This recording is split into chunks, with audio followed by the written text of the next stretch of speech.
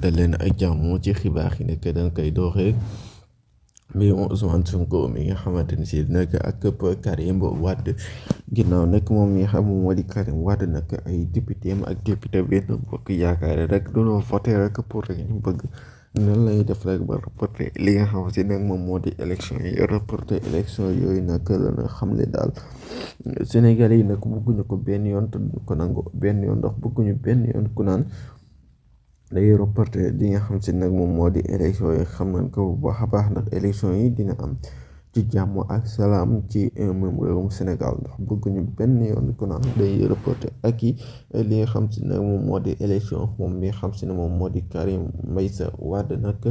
mi nga xam si nag bëgg na ko pour rek ñu reporté élection yi loolu nag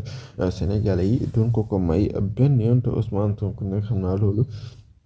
bëgg ci benn ndax candidature bi ak projet bi nga xam si nag moom la samp nag bëgg na mu jàll ci 2024 bi incha allah rek moom la projet moom la bëgg rek li nga xam moom moo di projet bi jàll incha allah.